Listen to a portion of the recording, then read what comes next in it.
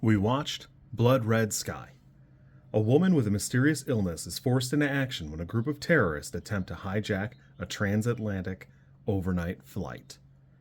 It only runs about 121 minutes, and while it is a little long in the tooth... everything's ruined. While it is a little long in the tooth, it's pretty good. It does a pretty good job. I think Peter Thorwarth has a pretty solid background in music videos, and you do see that in the way the camera's framed sometimes. A lot of the times there are close-ups of the main character, and the camera will be shaky and moving all around the place to help you understand the way she feels and the anxiety and the uncertainty and all of that. And I think it does a pretty good job of presenting not only her emotions, but the emotions of those around her, where she clearly feels a certain way about her affliction and has to deal with it.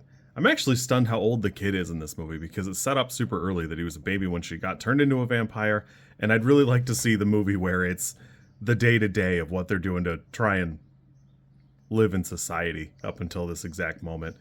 Honestly, I had a pretty good ride with this. I was really surprised to see Dominic Purcell. He's not even in the movie terribly long, but it was pretty bizarre to see him there. I don't really know what led to that, but I think it's presented pretty well.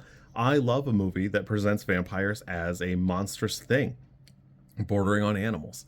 And there are a lot of questions left open here at the end of the film where you answer a lot of them, and it's all presented pretty well, but it's cool that you can answer a handful of them and there's still something more to explore.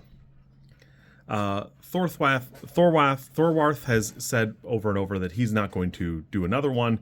He wants to move on to different challenges, and I think that's probably the right choice. This is a good movie. It's a little long, but it's pretty fun. That said, I really don't know that I need to see a sequel to it per se. I'd like to see more in this universe, but I really could go without never seeing the kid and the guy who lives ever again. It just doesn't matter to me. I just don't need to. And actually, I feel like it would detract a little bit of it. There's a moment early on when one of the terrorists finds her journal and then immediately clocks it that she's a vampire. And what's funny about that is he's been a nut up until this exact moment, and it seems like it's just the one singular time where he said something insane and just happened to be right. Because he just immediately locks into that, and for whatever reason for that, it works out. But it's pretty fun. It's fun, extra camp. Almost all of the movie is right here on the plane, and I think it's a pretty well-presented thing. There are only a couple of times that I thought something was framed well,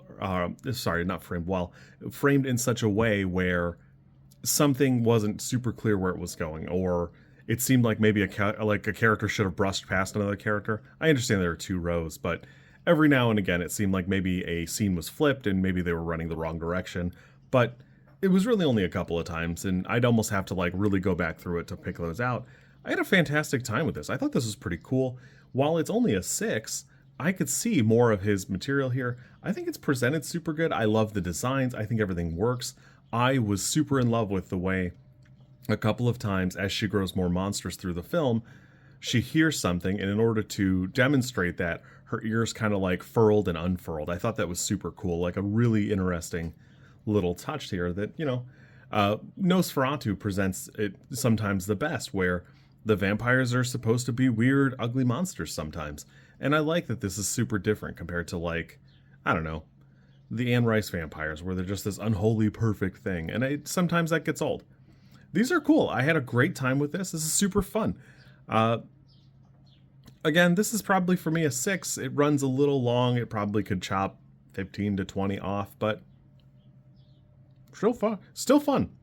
Still a super fun romp. I would absolutely recommend it. Netflix distributed it for whatever reason, like Brick.